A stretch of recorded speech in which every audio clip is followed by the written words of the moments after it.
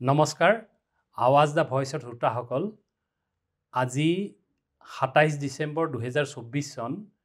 2002 চনত এই তাৰিখতে আমাৰ লোকগীতৰ সাম্ৰাজ্ঞী গোৱালপৰীয়া লোকগীতৰ সাম্ৰাজ্ঞী প্ৰতিমা বৰুৱা পাণ্ডেৰ দেহাৱসান ঘটিছিল। এই দিনটো আমাৰ কাৰণে বৰ দুখৰ দিন যদিও তেওঁক স্মৰণ কৰিবলৈ আৰু লোকগীত সম্পৰ্কে বিশেষভাৱে জানিবলৈ আজি আমি এটা অনুষ্ঠানত অংশগ্ৰহণ কৰিছোঁ আৰু তাৰ বাবে আমি গোৱালপাৰা লোকগীতত বিশেষকৈ খুব ভাল ধৰণেৰে অধ্যয়ন কৰা এগৰাকী যুৱতী তেওঁ বিহপুৰীয়াৰ মিনি ভট্টাচাৰ্য তেওঁ ইতিমধ্যে এই সম্পৰ্কে যথেষ্ট নাম কৰিছে। সেই সম্পৰ্কে গোৱালপৰীয়া লোকগীতৰ সম্পৰ্কে আমি দুই এষাৰ কথা সুধিম আৰু মিনি ভট্টাচাৰ্যৰ কথা আপোনালোকে যদি তেওঁৰ ইউটিউব চেনেলবিলাক চাই তাতেই বিস্তৃতভাৱে জানিব। আজি মই প্ৰথমতে মিনি ভট্টাচাৰ্যক এটা প্ৰশ্ন কৰিব খুজিছোঁ। মিনি, তুমি গোৱালপৰীয়া লোকগীতত ইমানখিনি কাম কৰিছা, গতিকে তুমি আজিৰ এই অনুষ্ঠানটোৰ আৰম্ভণি এটা গীতেৰেই আৰম্ভ কৰিবা নেকি? হয়, ধন্যবাদ জনাইছোঁ।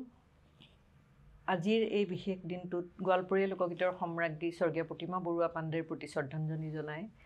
মই এটা বিশেষ গীতেৰে এই অনুষ্ঠানটো আৰম্ভ কৰিব খুজিছোঁ। এই গীতটি হৈছে হাতী ধৰা গীত। হাতী ধৰি হাতীক পোহ মনাবলৈ গোৱা গীত। এই গীতটোৰে বনৰীয়া হাতীক পোহ মনাই ঘৰচীয়া কৰিবলৈ চেষ্টা কৰা হয়। আল্লাহ আল্লাহ বলরে ভাই, হাই আল্লাহ রসুল। আল্লাহ আল্লাহ বলরে ভাই, হাই আল্লাহ রসুল। কোন মহালের হাতিরে ভাই, হাই আল্লাহ রসুল। ভুটান মহালের হাতিরে ভাই, হাই আল্লাহ রসুল। কোন ফান্ডাইতের ধরারে ভাই, হাই আল্লাহ রসুল। বড় ফান্ডাইতের ধরারে ভাই, হাই আল্লাহ রসুল। আল্লাহ আল্লাহ বলরে ভাই, হাই আল্লাহ রসুল। আল্লাহ আল্লাহ বলরে ভাই, হাই আল্লাহ রসুল। তোর মনি ভালো রে মাই, হাই আল্লাহ রসুল। পাশের দানা দিবে রে মাই, হাই আল্লাহ রসুল। গাদি গাদলা পাবি রে মাই, হাই আল্লাহ রসুল। গৌরীপুরে যাবি রে মাই, হাই আল্লাহ রসুল। আল্লাহ আল্লাহ বলরে ভাই, হাই আল্লাহ রসুল। আল্লাহ আল্লাহ বলরে ভাই, হাই আল্লাহ রসুল। আল্লাহ আল্লাহ বলরে ভাই, হাই আল্লাহ রসুল। এই গীতটো আৰু আছে, কিন্তু এই গীতটিৰ বিশেষত্ব হৈছে এই গীতটি যেতিয়া হাতী ধৰি বনৰীয়া হাতীক পোহ মনাবলৈ গীতটি হাতীৰ ধৰা জেগাখিনিত গোৱা হয়, ধুৰা বুলি কয়, যিটো মেইন কেম্প। তাতে তেতিয়া হিন্দু মুছলমান সকলোৱে মিলি এই গীতটো হাতী যদি মাইকী হাতী হয় তেতিয়াহ'লে মাই বুলি কয়, আৰু যদি মতা হাতী হয়, দঁতাল হাতী বা হয়, তেতিয়া তেওঁ ভাই বুলি, আল্লাহ আল্লাহ বলৰে ভাই, আৰু যদি মাইকী হাতী হয় আল্লাহ আল্লাহ বলৰে মাই। সেইটো হাতীটোৰ গাত পিহি পিহি মৰম কৰি হাতীটোক বশ মনাবলৈ চেষ্টা কৰা হয়। এই গীতটি বহুত বিশেষত্ব আছে। প্ৰতিমা পাণ্ডে হাতীৰ মহলত থাকি এই গীতটি শিকিছিলে। আচ্ছা, এতিয়া মই আৰু এটা কথা ক'ম, আমাৰ অসমত আমি গোৱালপৰীয়া লোকগীত কি এই সম্পৰ্কে মোটামুটি এটা আইডিয়া আছে চবৰে, কিন্তু আমাৰ অনুষ্ঠানটো আচলতে আপোনাৰ মাৰাঠী আছে, আৰবিক আছে বা এনেকুৱা ধৰণৰ বিভিন্ন লেংগুৱেজত আছে। সেইকাৰণে মই প্ৰথমতে আপোনাক সুধিম যে গোৱালপৰীয়া লোকগীত মানেনো কি, এই সম্পৰ্কে আপুনি অলপ দুআষাৰ ক'ব নেকি? গোৱালপৰীয়া লোকগীত হৈছে কোচ ৰাজবংশী সম্প্ৰদায়ৰ মাজত প্ৰচলিত এটি গীতৰ ধাৰা, লোকগীতৰ ধাৰা। এই গীতখিনি আগতে দেশী গান বা ভাৱৰীয়া গান বুলি কোৱা হৈছিলে। সেই গীতখিনি যেতিয়া all India radio' Guwahati, all India radio' কলকাতাত স্বীকৃতি পোৱা নাছিলে, তেতিয়া ডক্টৰ ভূপেন হাজৰিকা, পুৰুষোত্তম দাস সকলে মিলি আলোচনা কৰি প্ৰতিমা পাণ্ডেৰ লগতো আলোচনা কৰি এই গীতখিনিৰ এই ধাৰাটোৰ নাম মানে গোৱালপৰীয়া লোকগীত কৰিল। এই লোকগীতৰ ধাৰাটো বংগৰ পৰা মানে বাংলাদেশৰ পৰা গৌৰীপুৰৰ পাৰ হৈ পেলাই আহি আপোনাৰ ধূপধৰা মানে বৃহত্তৰ গোৱালপাৰা জিলাৰ যিখিনি সীমা সেই সীমালৈকে প্ৰচলিত হৈ আছে। আচ্ছা, এনেই এই লোকগীতৰ উৎপত্তিটো ক'ৰ পৰা হৈছে, কেনেকৈ হৈছে, তাৰমানে উৎপত্তি কি? তাৰমানে আচলতে চহা জীৱনত বিনোদনৰ বিশেষ কোনো উৎস নাছিলে। তেওঁলোকে যেতিয়া কাম বন কৰি খেতি বাতি বা হাতীৰ মহলেই হওক বা বিভিন্ন ধৰণৰ জীৱন যাপনৰ যিখিনি জীৱিকা নিৰ্বাহৰ উপায় আছিল, সেই কামখিনি কৰি আহি তেওঁলোকে বিনোদনৰ কাৰণে ঘৰৰ চোতালতে বহি বা জংঘলৰ মাজতে বহি এই গীতসমূহ গাই গাই নিজক অলপমান ৰিলেক্স কৰিবলৈ চেষ্টা কৰিছিলে। বহুত কঠোৰ শ্ৰম কৰিব লগা হৈছিল জীৱিকা নিৰ্বাহৰ কাৰণে। গতিকে এই গীতখিনি সেই চহা যিখিনি খেতিয়ক বা চহা যিখিনি মানুহ তেওঁলোকৰ মুখে মুখে প্ৰচলিত হৈ আহিছিল। বৰ্তমান অৱশ্যে এইখিনি লিপিবদ্ধ কৰা হৈছে এই গীতসমূহ। তুমি এটা কথা কোৱাচোন, অসমীয়া সংস্কৃতিত লোকগীত গোৱালপৰীয়া লোকগীতৰ অৱদান কি? গোৱালপৰীয়া লোকগীতৰ পথাৰখন বহুত বিশাল। যেতিয়া গোৱালপৰীয়া দেশী গান বা ভাৱৰীয়া গানসমূহ গোৱালপৰীয়া লোকগীত বুলি স্বীকৃতি পালে, তাৰপিছত সেই গীতসমূহ অসমীয়া সংস্কৃতিৰ লগত ওতঃপ্ৰোতভাৱে জড়িত হৈ পৰিলে। আৰু সেই লোকগীতখিনিয়ে এটা চহকী ভঁৰাল অসমীয়া লোক সংস্কৃতিক দিলে। এই গীতসমূহৰ গোৱালপৰীয়া লোকগীতৰ নিচিনাকৈ আচলতে মই দেখিছোঁ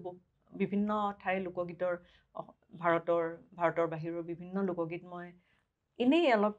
গৱেষণামূলকভাৱে মানে বস্তুখিনি পঢ়া শুনাৰ চেষ্টা কৰিছিলোঁ। তেতিয়া মই এটা বস্তু দেখিছোঁ, কোনো ধৰণৰ লোকগীততে ইমান বিশাল এটা ভাণ্ডাৰ নাই। আৰু প্ৰত্যেকটো এছপেক্ট সামৰি পেলাই গোৱালপৰীয়া লোকগীতৰ গান আছে। জীৱনৰ প্ৰত্যেকটো এছপেক্ট সামৰি লয়। সেইটো চবতকৈ ইম্পৰ্টেণ্ট কথা। ইমান চহকী হয়, কোনোবা এটা লোকগীতত কৃষ্ণৰ ৰাধাৰ প্ৰেম, কোনোবা লোকগীতত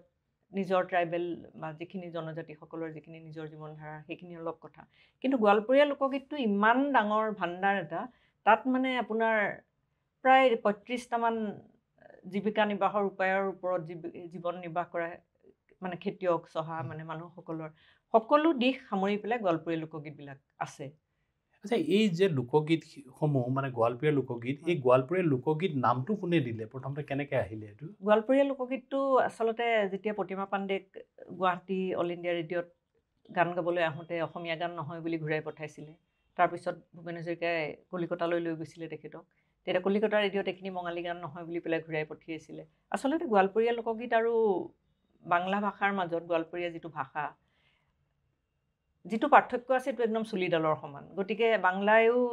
বাংলাভাষী লোকসকলেও সেইটো নিজৰ বুলি সামৰি ল'ব খোজা নাছিলে। অসমীয়াসকলেও বঙালী ভাষা বুলি পেলাই সামৰি ল'ব খোজা নাছিলে। যেতিয়া বাৰে বাৰে ঘূৰি আহিছিলে, তেতিয়া ভূপেন হাজৰিকাদেৱে সেই গীতসমূহত একদম মন্ত্ৰমুগ্ধ হৈ গৈছিলে আচলতে গীতখিনি শুনি পেলাই। তেখেতে সেই গীতখিনিক আৰু বহু জ্ঞানী পুৰুষোত্তম দাসকে আদি কৰি বহুজন জ্ঞানী পণ্ডিতৰ লগত কথা পাতি এই গীতসমূহক গোৱালপৰীয়া লোকগীত বুলি পেলাই স্বীকৃতি দিলে। তেতিয়াৰ পৰা অসমেও এই লোকগীতখিনি সামৰি ল'লে। এই লোকগীতটো গোৱালপৰীয়া লোকগীত মানে কি কি উপভাষাত গোৱা হয়? মূলতঃ কোচৰাজবংশী উপভাষাটো আৰু, কিন্তু বাংলাদেশত যিখিনি গাই বাংলা ভাষাটো আছে। কিছুমান গানৰ ২-৩টা ধৰক আপোনাৰ পূৰ্ব বংগৰ এটা ষ্টাইল আছে, উত্তৰ বংগৰ এটা ষ্টাইল আছে, আৰু অসমৰ যিটো বৃহত্তৰ গোৱালপাৰা অঞ্চল তাৰ এটা ষ্টাইল আছে একেটা গানৰে। আচ্ছা, তাৰ মানে উৎপত্তিটোৰ স্থান মানে এই গোটেই অঞ্চলটোৱে হ'ব নেকি? তেতিয়া গোটেই অঞ্চলটোৱে হ'ব। কিছুমান গানত আপুনি নিৰ্দিষ্ট এটা ঠাইৰ বা নিৰ্দিষ্ট এটা সমাজৰ মানে চিত্ৰ দেখিবলৈ পায়, কিন্তু কিছুমান গানত আপুনি গোটেই সৰ্বজনভাৱে সেইটো স্বীকৃতি পাই আহিছে যে সকলোৱে এইটো নিজৰ বুলি পেলাই আঁকোৱালি লৈছে, তেনেকুৱা হৈছে। এই গোৱালপৰীয়া ভাষা আৰু বাংলা ভাষা এওঁলোকৰ মাজত কিবা সম্পৰ্ক আছে নেকি? তেতিয়াহ'লে সম্পৰ্ক বুলি ক'ব নোৱাৰি। গোৱালপৰীয়া ভাষা আচলতে অসমীয়া ভাষাৰ বেছি ওচৰলৈ যায় বুলি ক'ব পাৰি। কিছুমান সৰু সৰু কথা, আপোনাৰ নয়াৰ্থক যিবিলাক শব্দ, নিগেটিভ ৱৰ্ডছবিলাক, এতিয়া গোৱালপৰীয়া ভাষাত নাজাং নাখাং তেনেকৈ কথাবোৰ কোৱা হয়, কিন্তু ধৰক বাংলা ভাষাত মানে খাব না, যাব না, তেনেকুৱা ধৰণে সেই ধৰণে মানে নিগেটিভ যিটো নয়াৰ্থক শব্দটো এইটো শব্দটোৰ পিছত লগোৱা হয়, আৰু অসমীয়া মানে গোৱালপৰীয়া ভাষাত সেইটো শব্দটোৰ আগত লগোৱা হয়। আচ্ছা, গোৱালপৰীয়া কথিত উপভাষা বুজাবৰ বাবে আন কি শব্দ ব্যৱহাৰ কৰা হয়? আগতে দেশী গান বুলি কৈছিলে, দেশী গান বা ভাৱৰীয়া গান। ভাৱৰীয়া গানবোৰ আচলতে গোৱালপৰীয়া লোকগীতৰ যিখিনি ভাৱগধুৰ গীত সেইখিনিক ভাৱৰীয়া গান বুলি কোৱা হয়। দেশী গান বুলিয়ে প্ৰচলিত হৈ আহিছে। এই দেশীসকল আচলতে যিবিলাক আমাৰ ইণ্ডিজেনাছ আছামিজ বুলি কোৱা হয় আচলতে ইণ্ডিজেনাছ আছামিজ মুছলিমছ বুলি কোৱা হয় তেওঁলোকো এইটো থালৰে অংগ তাৰমানে হয় গোৱালপাৰা অঞ্চলত মূলতঃ হিন্দু আৰু মুছলমান কোচ ৰাজবংশী আৰু মুছলমান সম্প্ৰদায়ৰ গীতবিলাক প্ৰচলিত আছে তাত যদিও বিভিন্ন সম্প্ৰদায়ৰ লোক বাস কৰে কিন্তু মূলতঃ মুছলমান আৰু হিন্দু সম্প্ৰদায়ৰ মানে কোচ ৰাজবংশী সম্প্ৰদায়ৰ গীতখিনিহে গোৱালপৰীয়া লোকগীত হিচাপে আছে বেলেগ সম্প্ৰদায়ৰ কোনো গীত নিৰ্দিষ্ট গীত নাই আচ্ছা এই গোৱালপৰীয়া লোকগীতৰ সেই বিষয়বস্তুবিলাক কি তাৰমানে বিভিন্ন ধৰণৰ আপোনাৰ দেহতত্বৰ গান দেহতত্ব মানে আপোনাৰ জীৱনটোৰ গোটেই মানে জীৱন দৰ্শনৰ গান জীৱন দৰ্শনটো কেনেধৰণে দেখুৱায় সেইটোৰ ওপৰত গান আমাৰ হাতী মাহুতৰ গান মৈশালৰ গান মৈশাল মানে ম'হৰ যিখিনি গোৱাল হয় মৈশাল বুলি কয় তেওঁলোকৰ পৰিয়াল তাৰপিছত আপোনাৰ নাৱৰীয়াৰ গান কুচান গান হৈছে লৱকুশৰ কাহিনী বৰ্ণনা কৰি লৱকুশই সীতা ৰামৰ কাহিনী বৰ্ণনা কৰি সেই গীতসমূহ পৰিৱেশন কৰিছিল তাৰপিছত আপোনাৰ কাতি পূজাৰ গান হুদুম পূজাৰ গান কাতি পূজাৰ গানটো সেইটো মই আৰু এটা বস্তু খুব মানে মোৰ ভাল লাগিছে কথাটো গম পাই কাতি পূজা হৈছে আপোনাৰ যিসকল নিসন্তান দম্পতি থাকে বিয়াৰ পিছত যদি তেওঁলোকৰ ল'ৰা ছোৱালী নহয় তেতিয়া তেওঁলোকে পথাৰৰ মাজত গৈ মহিলাগৰাকীক লৈ পেলাই বিভিন্ন এইটো মহিলা অনুষ্ঠান আচলতে সেই কাতি পূজা মানে কাৰ্তিক দেৱতা আচলতে কাৰ্তিক দেৱতাৰ পূজা কৰে সেই পূজা কৰাৰ পিছত মই এনেকুৱা মানুহ পাইছোঁ মই জনা শুনাৰ ভিতৰত গোৱালপাৰা অঞ্চলৰ তেওঁলোকৰ সেই পূজা কৰি ল'ৰা ছোৱালী জন্ম হোৱা মানে গতিকে সেইটো এটা বহুত আৰু অন্য ক'ৰবাত আছে নাই নাজানো হুদুম পূজাটো হৈছে হুদু চৰাই প্ৰতীক হিচাপে লৈ সেই বৰষুণ যেতিয়া নিদিয়ে তেতিয়া বৰষুণক আহ্বান কৰিবৰ কাৰণে এই গীতসমূহ গোৱা হয় তাৰমানে মানে জীৱনৰ প্ৰত্যেকটো দিশ সামৰি লৈছে এই লোকগীতে আচ্ছা এই গোৱালপৰীয়া লোকগীতত যিবিলাক বাদ্যযন্ত্ৰ ব্যৱহাৰ কৰা হয় সেইবিলাক কি বাদ্যযন্ত্ৰ মূলতঃ দোতাৰা চাৰিন্দা বুলি আছে যিটো চাৰেংগী বুলিও কয় বহুতে ঢোলটো গোৱালপৰীয়া ঢোলটো আমাৰ অসমীয়া ঢোলতকৈ বহুত বেলেগ খোলো ব্যৱহাৰ কৰে খুটিতাল কৰে খঞ্জৰি কৰে বাঁহী কৰে তাৰপিছত আপোনাৰ জুনুকা কৰে তেনেকে বহুত মানে হেৰি কৰে আৰু আচ্ছা আৰু মাহুত ফান্দিৰ মাজত যিটো গান মানে যিটো গোৱা হয় সেইটোৰ বিষয়বস্তুটো কি তাৰমানে হাতীৰ মাহুত হাতী ধৰা মাহুত ফান্দি মানে যিখিনি হাতী ধৰে আৰু মাহুতে হাতী চলায়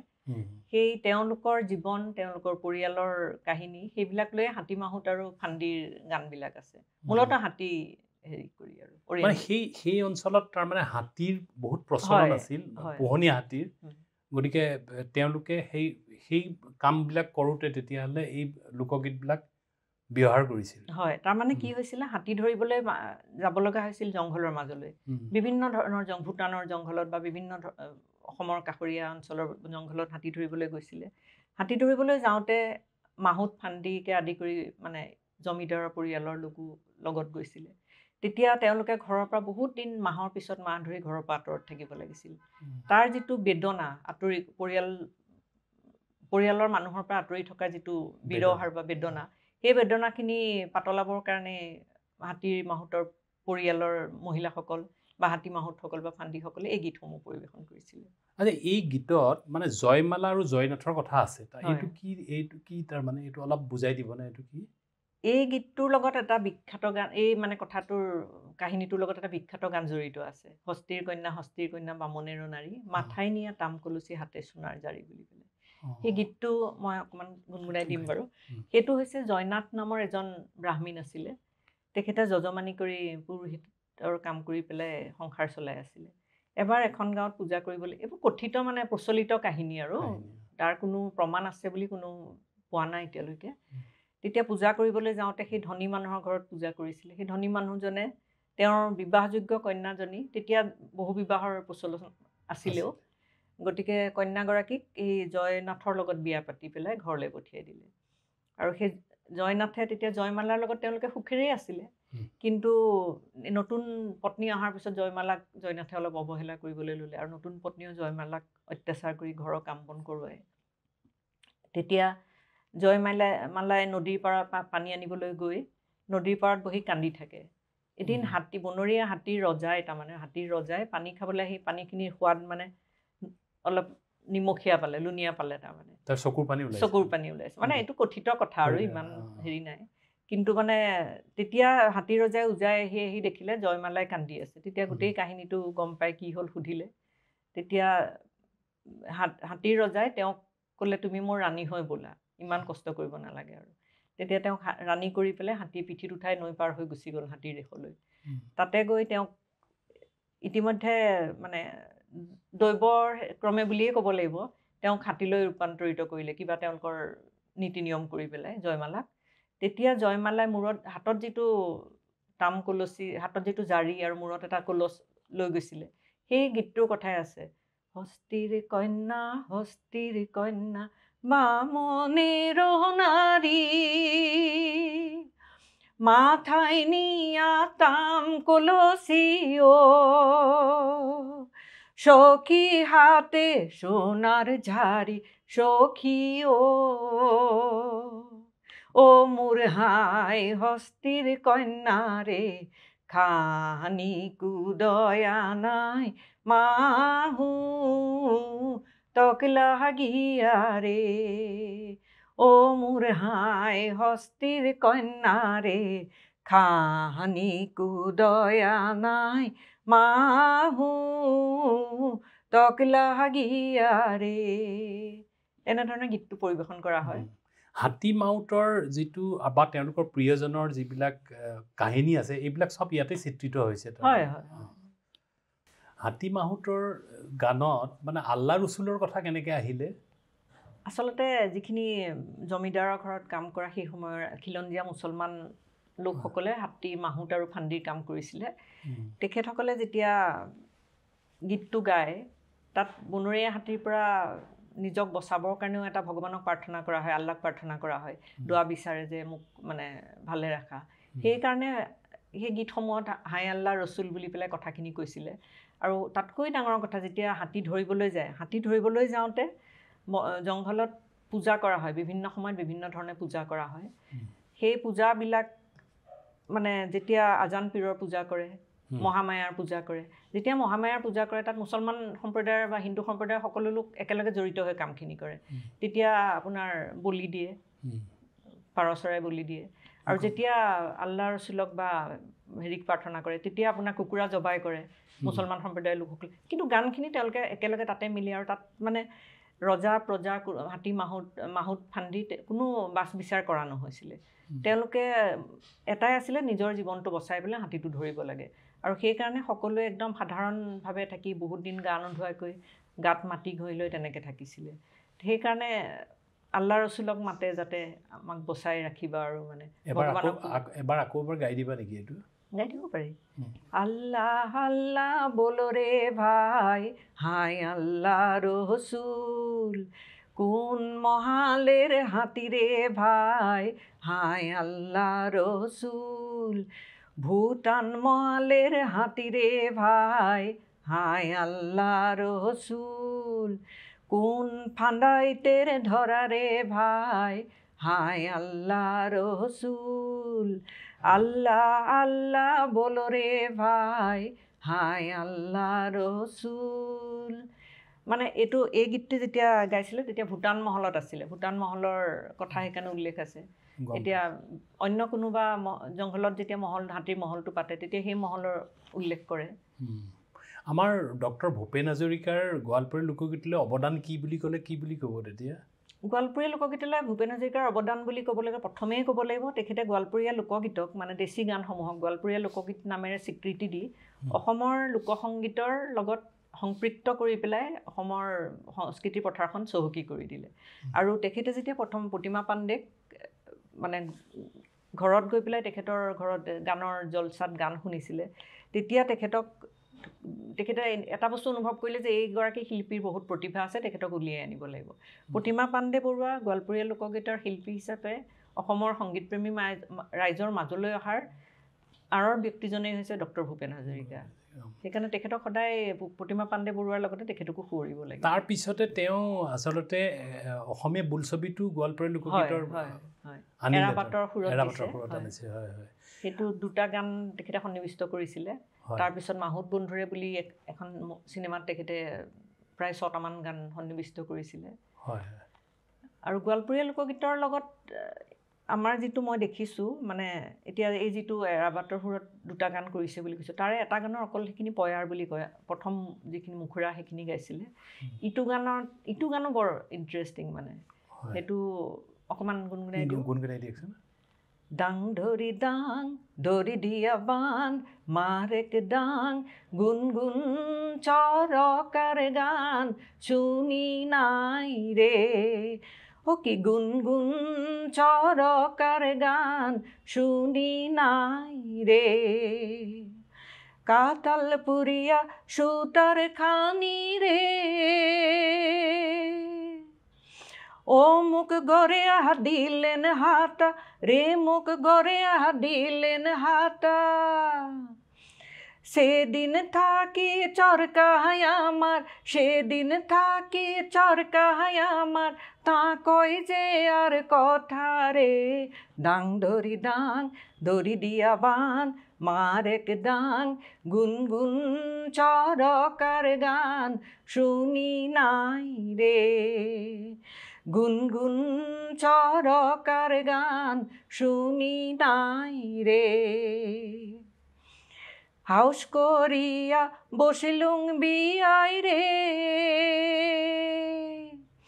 ও মুই কাউনের ভাতের আশায় রে মুই চাউলের ভাতের আশায় ধানু নাই চাউলু নাই সরি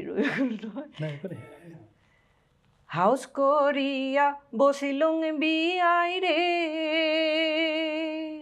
ও মুই কাউনের ভাতের আশায় রে মুই চাউলের ভাতের আশায়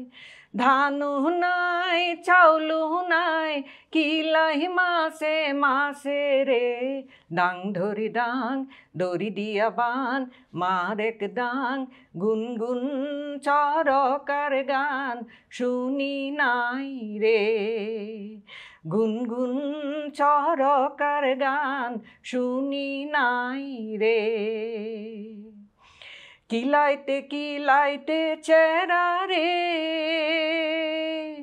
ও মোর পিঠিতে পড়িল কুজ হাই মোর পিঠিতে পড়িল কুজ চরকা মশাই উঠিয়ারে কয় চরকা মশাই উঠিয়ারে কয় কাইনের মজা বুঝ রে ডাং দড়ি দিয়া বান মারেক ডাং গুনগুন চরকার গান শুনি নাই রে গুনগুন চরকার গান শুনি নাই রে গুনগুন চরকার গান শুনি নাই রে এইটোত মানে চৰকা মানে হৈছে জটৰটো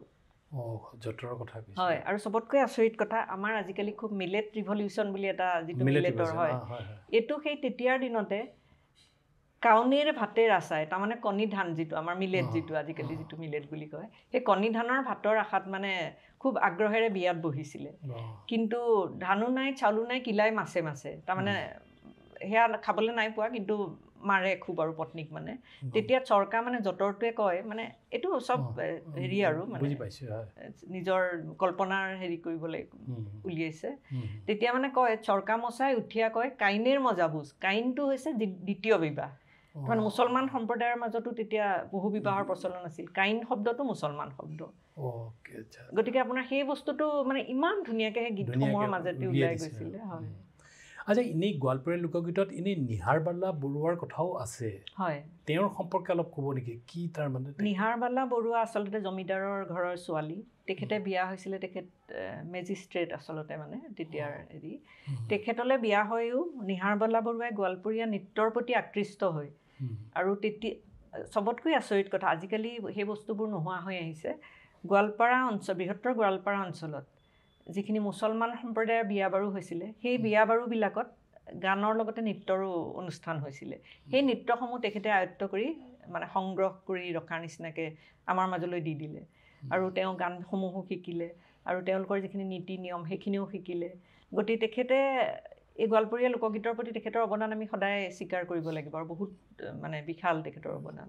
আৰু এই প্ৰতিমা বৰুৱা পাণ্ডে যেতিয়া গোৱালপাৰীয়া লোকগীত গাইছিলে সেই সময়ত কি প্ৰত্যাহ্বান সন্মুখীন হৈছিলে তেখেতে মূলতঃ ভাষাগত যিটো আমাৰ উপভাষা গোৱালপৰীয়া উপভাষাৰ যিটো পাৰ্থক্য সেই ভাষাটোৰ কাৰণে তেখেতে বহুত সমস্যাৰ সন্মুখীন হৈছিলে তেখেতক মানে গীত পৰিৱেশন কৰিবলৈ নিদিয়াকৈ অনুষ্ঠানৰ পৰা মঞ্চৰ পৰা নমায়ো দিছিলে আচলতে গুৱাহাটী ক'বলৈ লাজেই লাগে মানে বহুত দুখৰ বিষয় গুৱাহাটী জজ ফিল্ডত হোৱা অনুষ্ঠানৰ পৰা তেখেতক এইবোৰ বঙালী গান আমি নুশুনো বুলি তেখেতক নমাই দিছিলে আচৰিত কথা হয় বহুত দুখৰ কথা লাজৰ কথা আচলতে অসমীয়াৰ কাৰণে কিন্তু এটা বস্তুৱে ভাল লাগে তেখেতে স্বীকৃতিটো পালে পিছলৈ মানে এইটো ক্ষেত্ৰত অল আছাম ষ্টুডেণ্টছ ইউনিয়নৰ বহুত অৱদান আছে তেখেতসকলে এই কামখিনি প্ৰতিমা পাণ্ডেক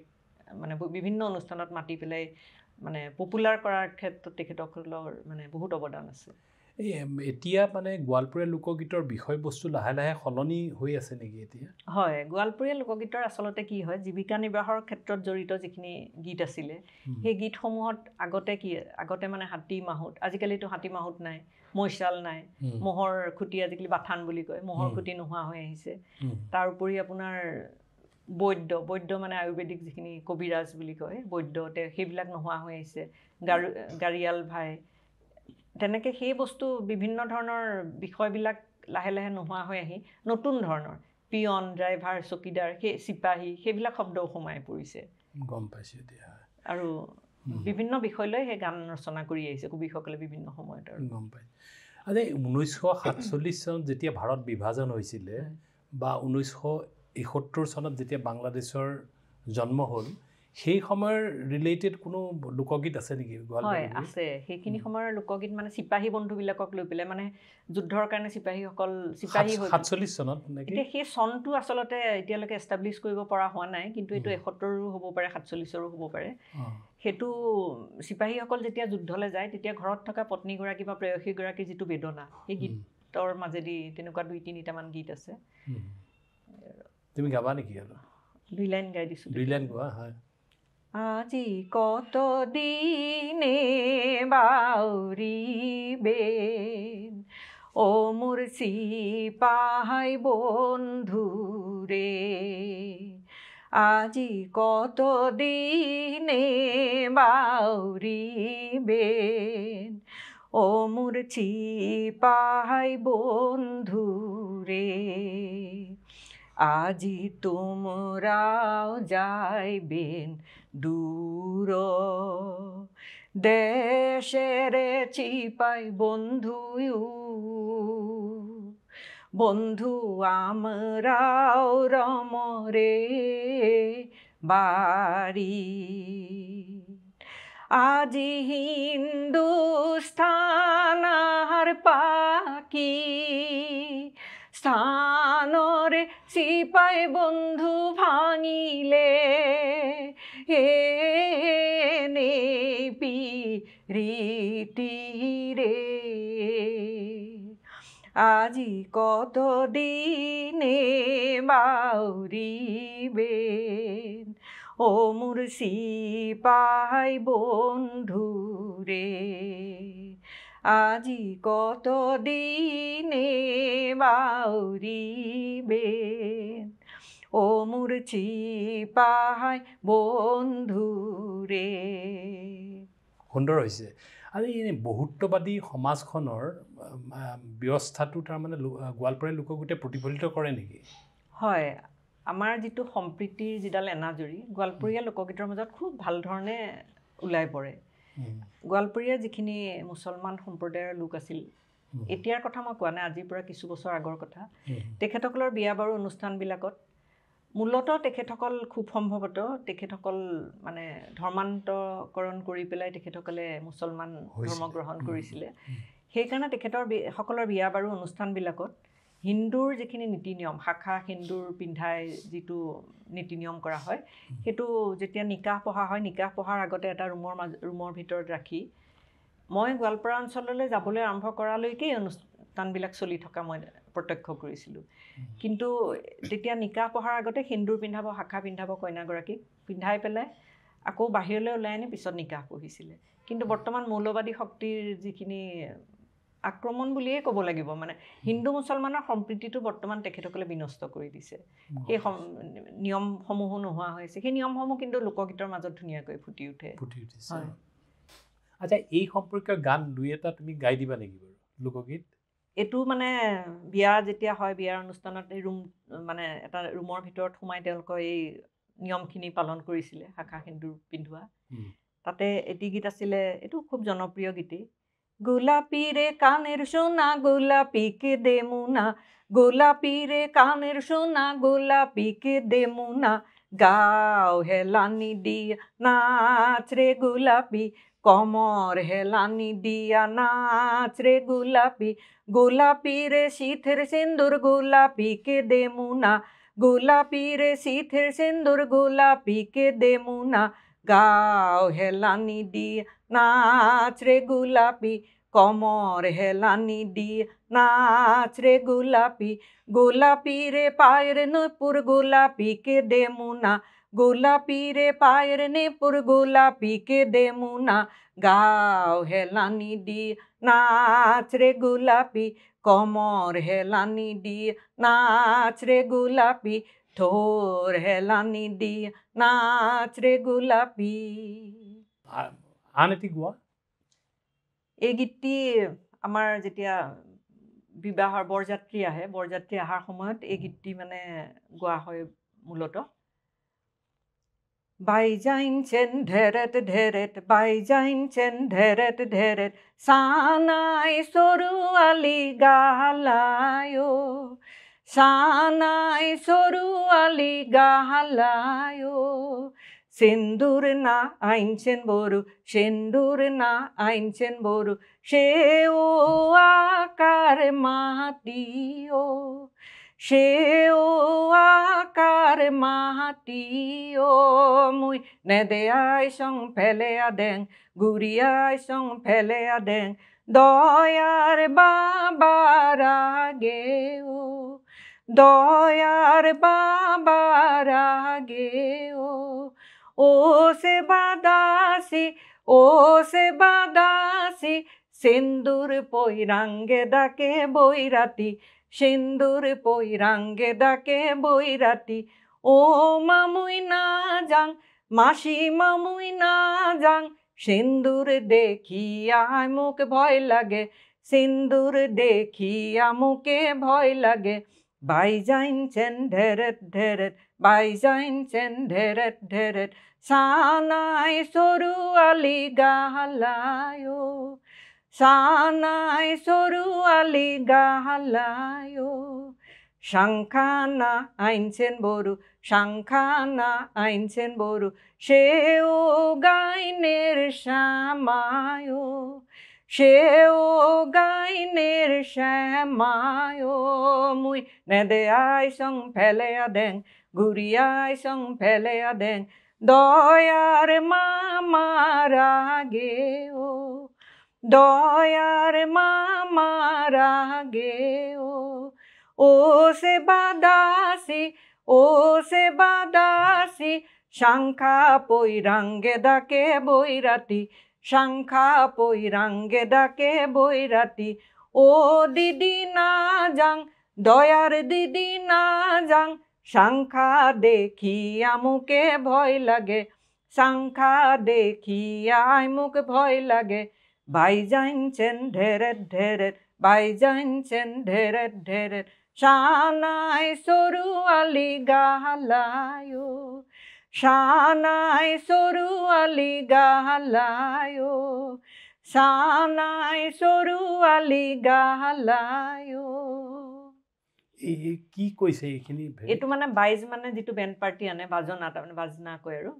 ঢেৰেট ঢেৰেট মানে তাৰ চাউণ্ড ছোৱালীগৰাকী বিয়াত বহিবলৈ ইচ্ছা নাই গতিকে তেওঁ মানে বিভিন্ন অচিলা খুজিছে বিয়াখন নকৰিবৰ কাৰণে কৈছে মানে কি বাজনা আনিছা মানে বাইজ আনিছা ঢেৰেট ঢেৰেট শব্দ হৈছে আৰু চানাইটোৰো শব্দ নাই চানাই সৰুৱালি গালা মানে মাতটো ভালকৈ ওলোৱা নাই তাৰপিছত কৈছে যে সিন্দুৰ মানে যিটো সেন্দুৰ আনিছা সেয়াও মানে আকাৰ মাটি মানে চৌকাৰ মাটি তাৰমানে তাৰপিছত সেইটো দেখি মোৰ ভয় লাগে মই নাযাওঁ মানে কিন্তু মই গুৰিয়াই পেলাই দিছোঁ আৰু চাংখা মানে হাতৰ শাখাডাল কৈছে শাখাটো গাইনেৰ চামা মানে উৰালৰ যিটো মাৰিডালৰ তলত এটা পিতলৰ লগোৱা থাকে সেই বস্তুটো তাৰমানে সেইটো মই নিপিন্ধো মানে মোৰ দয়াৰ দিদি মই নিপিন্ধো মোৰ ভাল দয়াৰ মানে মৰমৰ দিদি মই নিপিন্ধো মোৰ সেইটো দেখি ভয় লাগিছে মানে ছোৱালীগৰাকী বিবাহত বহিবলৈ ইচ্ছা নাই কিন্তু এইটো মুছলমান সম্প্ৰদায়ৰ বিয়াৰ গান তাৰমানে সেই হিন্দুৰ শাখা সেইবিলাক তেতিয়া দিনত ব্যৱহাৰ কৰিছিলে গম পাইছোঁ আচ্ছা এতিয়া মানে গোৱালপৰীয়া লোকগীতৰ ভৱিষ্যতৰ কাৰণে আচলতে অলপ কিছু ক্ষেত্ৰত অলপ ৰিচাৰ্চ কৰাৰো দৰকাৰ আছে মই শুনিছোঁ তুমি যেতিয়া যোৱা তুমি গৈ পেলাই তাত গৈ থাকাগে এই সম্পৰ্কে অলপ দুআষাৰ ক'বা নেকি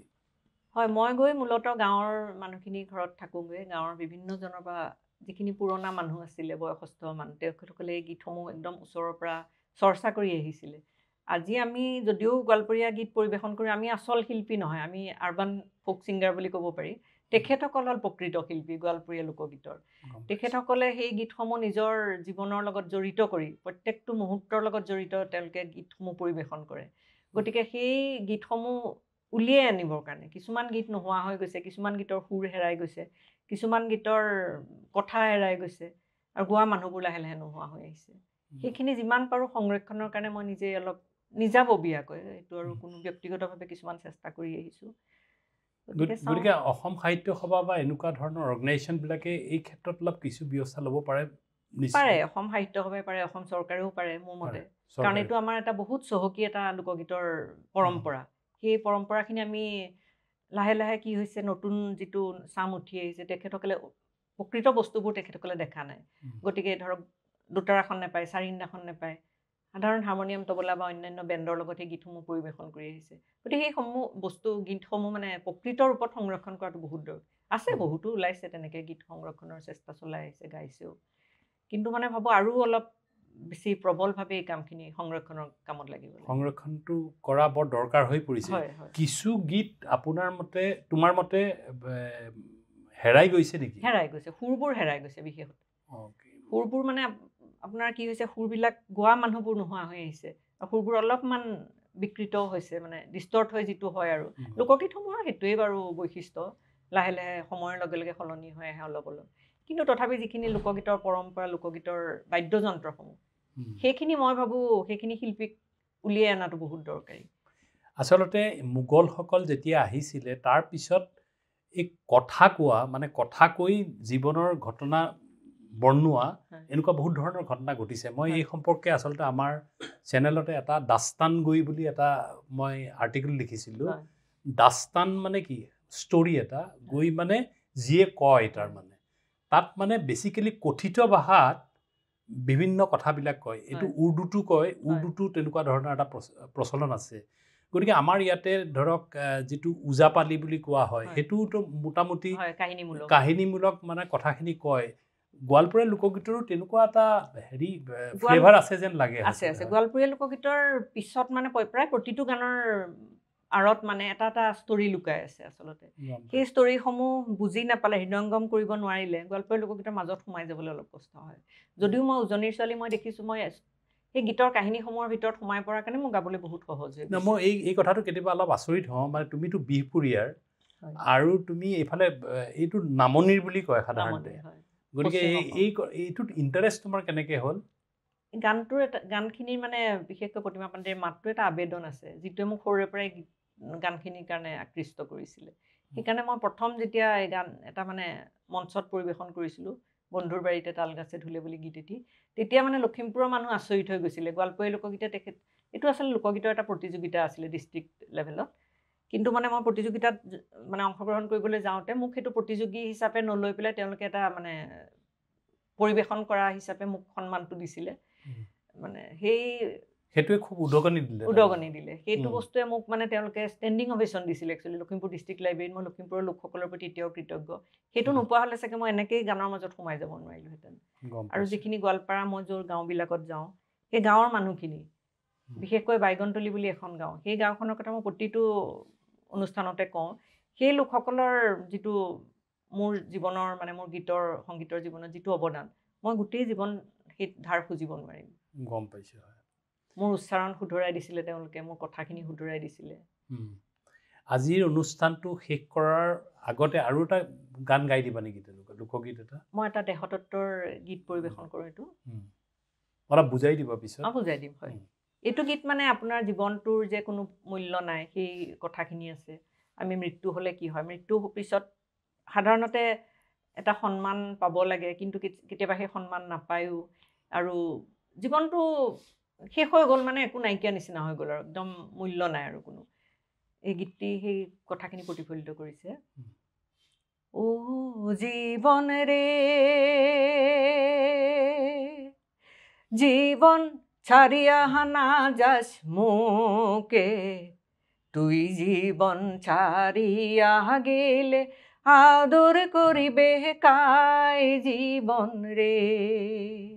আরে তুই জীবন ছাড়িয়া গেলে আদর করিবে কাই জীবন রে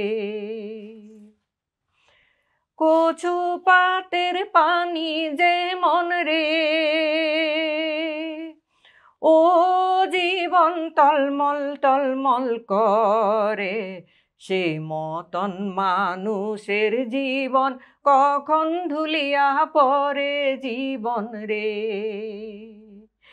আরে সে মতন মানুষের দেহা কখন ধুলিয়া পড়ে জীবন রে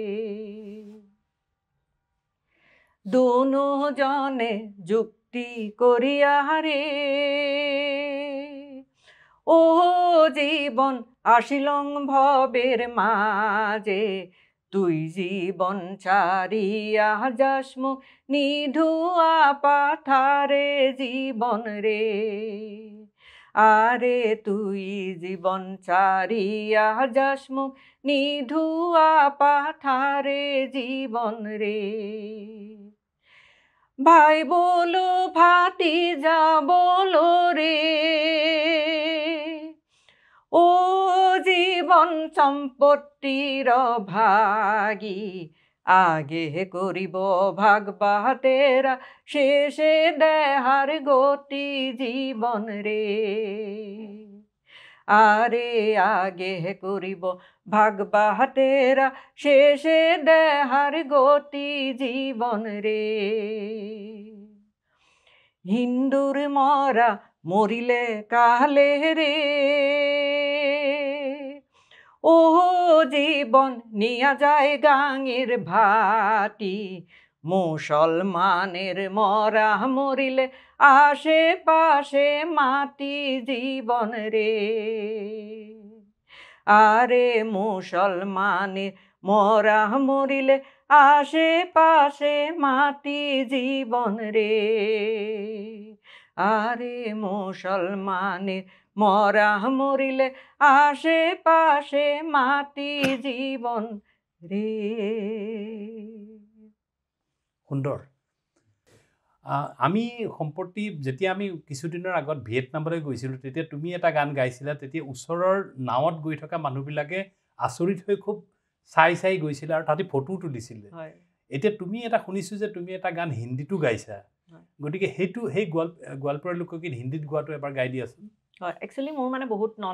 মানে অনা অসমীয়া বন্ধু আছে যিসকলে মোৰ গানৰ খুব ভাল শ্ৰোতা মোৰ গান শুনিবলৈ কলিকতাত মোৰ এটা অনুষ্ঠান হওঁতে তেখেতসকল ভুৱনেশ্বৰৰ পৰা আহিছিলে মোৰ গান অনুষ্ঠান চাবৰ কাৰণে লাইভ তেতিয়া মই ভাবিলোঁ তেওঁলোকে কৈছিলে যে মিনি গান বহুত আচ্ছা লাগতা হে লেকিন সমজ মে নেহি আতা হে লেংগুৱেজ তেতিয়া মই ভাবি এটা গান মানে মই এনেই অনুবাদ কৰি চালোঁ হিন্দীলৈ এই ক্ষেত্ৰত মোৰ বন্ধু সংগীতা ভট্টাচাৰ্যই বহুত সহায় কৰিছিলে গ্ৰামাৰখিনি শুদ্ধৰাই দিবৰ কাৰণে এই গানটো অলপমান গাই দিওঁ তেতিয়া হয় এই গানটো সুৰ আৰু কথাখিনি মই একে ৰাখিছোঁ সুৰ আৰু কথা মই সলনি কৰা নাই যিটো গোৱালপাৰী লোকগীতৰ কাৰণে বহুত ইম্পৰ্টেণ্ট কথা আৰু 12 মাসে 13 ফুল ফুটে 12 মাসে 13 ফুল ফুটে কালা বছরি ফুটে হুলাসই না যায় যমুনার জলে কালা বছরি ফুটে হুলাসই না যায় যমুনার জলে তোমরা না যায়ো না যায়ো না যায়ো সই হে ওই না যমুনার জলে তোমরা না যায়ো না যায়ো না যায়ো সই হে ওই না যমুনার জলে 12 महीने में तेरा फूल खिले 12 महीने में तेरा फूल खिले सालों में एक बार लीली सखिया मत जाओ यमुना की तीरे अरे सालों में एक बार लीली सखिया मत जाओ यमुना की तीरे तुम लोग मत जाओ मत जाओ मत जाओ सखिया मत जाओ यमुना की तीरे तुम लोग मत जाओ मत जाओ मत जाओ सखिया मत जाओ यमुना की तीरे जे घाटे भरिब आरो जल जे घाटे भरिब आरो जल আরে সেই ঘাটে কানায়া সই না যায় যমুনার জলে আরে সেই ঘাটে কানায়া সই না যায় যমুনার জলে তোমরা না যায়ো না যায়ো না যায়ো সই হে ওই না যমুনার জলে তোমরা না যায়ো না যায়ো না যায়ো সই হে ওই না যমুনার জলে जैसे किनारे से भरेंगे हम पानी जैसे किनारे से भरेंगे हम पानी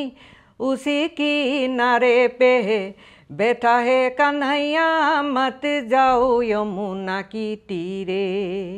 अरे उसी किनारे पे बैठा है कन्हैया मत जाओ यमुना की तीरे तुम लोग मत जाओ मत जाओ मत जाओ सखिया मत जाओ यमुना की तीरे तुम लोग मत जाओ मत जाओ मत जाओ सखिया मत जाओ यमुना की तीरे নন্দের বেটা চিকনারো কালা নন্দের বেটা চিকনারো কালা কালা দিলে কি বিষম জ্বালা সই না যায় যমুনার জলে কালা দিলে কি বিষম জ্বালা সই না যায় যমুনার জলে তোমরা না যায়ো না যায়ো না যায়ো সই হে ওই না যমুনার জলে नंद का लाला चिकना और काला नंद का लाला चिकना और काला काले का काम है चरना सखिया मत जाओ यमुना की तीरे अरे काले का काम है चरना सखिया मत जाओ यमुना की तीरे तुम लोग मत जाओ मत जाओ मत जाओ सखिया मत जाओ यमुना की तीरे कदम गाছে হেলানি রে দিয়া কদম গাছে হেলানি রে দিয়া কালা বাজায় মোহন বাঁশি সই না যায় যমুনার জলে তোমরা না যায়ো না যায়ো না যায়ো সই হে ওই না যমুনার জলে कदम की पेड़ में बैठा हुआ काला कदम की पेड़ में बैठा हुआ काला बजाता है मोहन